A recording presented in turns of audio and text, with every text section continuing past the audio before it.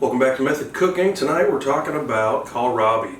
I got this fresh out of my grandpa's garden. This is a purple variety. You're normally going to see them about half the size and green, but it's still got the same kind of texture, flavor, and still prepared the same way.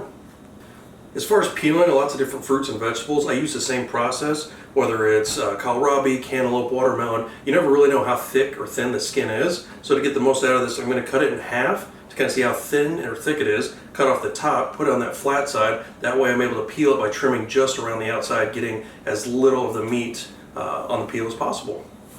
I'm going to start by cutting it in half. That way I get an idea of how thick or thin it is. And like I said, cut off the top as well. And then it doesn't have to be huge strokes, but just in thin little lines. I'm going to cut around and down the outside, leaving as much of the meat on there as possible and just barely getting underneath that skin. Depending on your plans for the kohlrabi, you could either leave it whole like this if you're going to boil it or roast it. You could cut it into big chunks. You could slice it really thin on a mandolin. What I'm planning on doing is eating some of it raw, almost like chips. So I'm going to slice it in half, slice it thin, much like a potato chip, and put in some ice water to kind of crisp up. I'm also going to leave a chunk of it whole so I can put it on a grater and add it to salads, wraps, spring rolls, or whatever else you need it for. With lots of fruits and vegetables, again, we want a nice flat surface to cut on, so I'm going to split that in half and turn on its side. These are going to be the chips that I'm going to eat, so I'm going to cut these about maybe an eighth, between an eighth and a quarter inch thick, and as I get them sliced, pull these off to the side and get these in the ice water. Like I said, that ice water is going to help them crisp up so that when you bite into it, it's going to have a nice, cool, almost like refreshing bite to it. Great for like a summer afternoon when it's nice and hot outside, but it's also going to leave you feeling less guilty than if you sat down and ate a bag of chips. Another way I like to cut and prepare kohlrabi is cut these a little bit thicker than you would if you were going to do the chips. And once they're cut, you're going to cut them into long batons. This is really nice to add to like a salad or a wrap because it's big enough that it's got that crunch, and if you're eating a salad, it's actually big enough to give you something to stab with your fork. Another great and easy way to prepare kohlrabi is to chop it up into large chunks, toss it with a little bit of oil, salt, and pepper, and then roast it. So to that, we're just going to cut this into thirds, and since it's kind of like, I don't know, something different to cook with, we're going to cut it a little different. So instead of cut it into nice even strips and having big chunks, we're going to do almost like an oblique cut, where every cut is about the same size, but it's got different sizes or different kind of like shapes and sides to it. So as it sits on the plate, it's going to look as unique as it is when you describe what people are eating.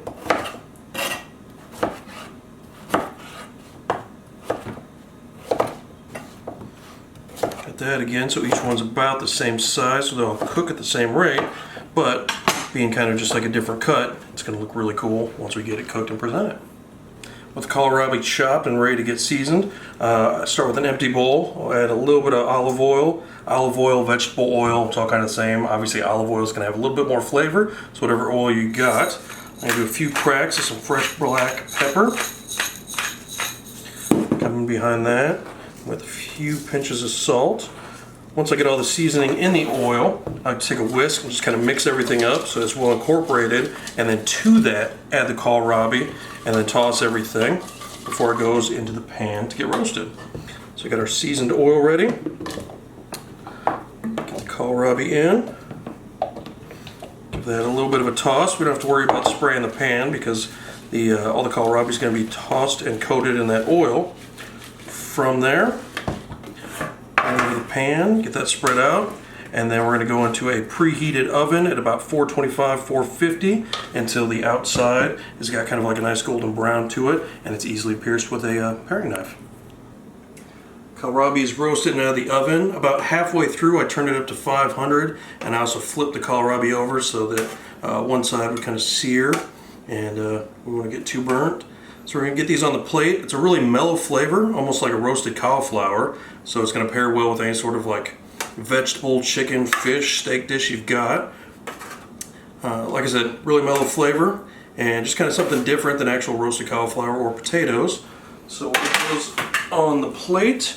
Being white and on a white plate, I'm going to go in with a little bit of thyme, or if you had some like parsley or some other green, depending on kind of the flavor you're going for, just to kind of make that pop a little bit.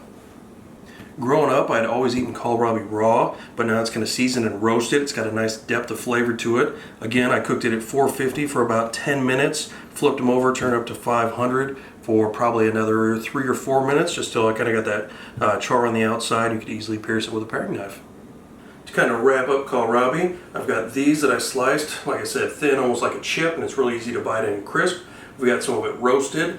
Aside from roasting, if you took these and almost like pureed them, you could make almost like a mashed potato, but it'd have a different flavor and a different texture because of the kohlrabi. And then the ones I cut into batons, you could add like a salad or a wrap, or even offer them to kids because they almost look like little French fries. And with the sweetness, it's kind of got the flavor of an apple. And as always, thank you for tuning in, watching Method Cooking, and I'll see you next time.